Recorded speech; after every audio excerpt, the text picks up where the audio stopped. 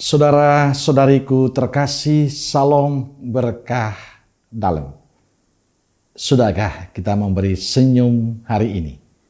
Selasa 2 April 2024. Mari kita awali permenungan kita hari ini dengan tanda kemenangan Kristus. Dalam nama Bapa dan Putra dan Roh Kudus. Amin. Permenungan kita diambil dari Injil Yohanes bab 20 ayat 11 sampai 18. Tetapi Maria berdiri dekat kubur itu dan menangis. Sambil menangis ia menjenguk ke dalam kubur itu, dan tampaklah olehnya 2 orang malaikat berpakaian putih, yang seorang duduk di sebelah kepala dan yang lain di sebelah kaki di tempat mayat Yesus terbaring. Kata malaikat-malaikat itu kepadanya, "Ibu, mengapa engkau menangis?" Jawab Maria kepada mereka, "Tuanku telah diambil orang, dan aku tidak tahu di mana ia diletakkan." Sesudah berkata demikian, ia menoleh ke belakang dan melihat Yesus berdiri di situ. Tetapi ia tidak tahu bahwa itu adalah Yesus. Kata Yesus kepadanya, "Ibu, mengapa engkau menangis? Siapakah yang engkau cari?"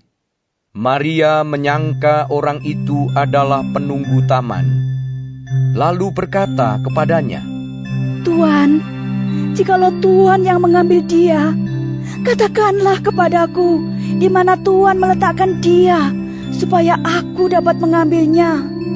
Kata Yesus kepadanya, "Maria." Maria berpaling dan berkata kepadanya dalam bahasa Ibrani, "Rabuni," artinya guru. Kata Yesus kepadanya, "Janganlah engkau memegang aku, sebab aku belum pergi kepada Bapa, tetapi pergilah kepada saudara-saudaraku dan katakanlah kepada mereka bahwa sekarang aku akan pergi kepada Bapakku dan Bapamu, kepada Allahku dan Allahmu." Maria Magdalena pergi dan berkata kepada murid-murid, "Aku telah melihat Tuhan." dan juga bahwa Dia yang mengatakan hal-hal itu kepadanya. Saudaraku yang terkasih, bacaan Injil hari ini bercerita tentang kesedihan Maria Magdalena melihat kubur Yesus telah kosong.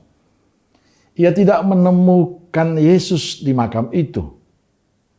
Dalam kekalutan dan kesedihan itulah Maria tidak mampu mengenali Tuhan Yesus yang sedang berada di sampingnya. Maria tidak mengenali Yesus, tapi Yesus mengenali Maria. Yesus menyapa Maria, "Ibu, mengapa engkau menangis?" Sapaan Yesus menegaskan bahwa dirinya sungguh telah bangkit. Saudaraku terkasih, seringkali kegalauan, kebimbangan, kesedihan, keputusasaan menyelimuti hidup kita, hati kita. Situasi itu seringkali membuat mata hati kita tertutup pada siapapun, bahkan pada Tuhan sendiri. Kita lebih banyak membiarkan diri dikuasai oleh kesedihan. Lalu kadang kita protes pada Tuhan. Mengapa situasi itu terjadi pada diri kita? Tapi sapaan Yesus pada Maria, "Ibu, mengapa engkau menangis?"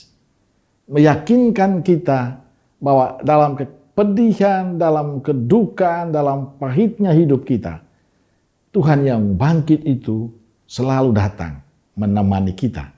Ia akan memeluk kita.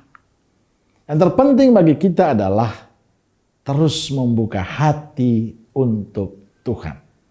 Tetap percaya bahwa kasih Tuhan itu akan selalu menyertai kita, selalu ada untuk kita. Percaya bahwa Ia selalu menolong dan membantu kita.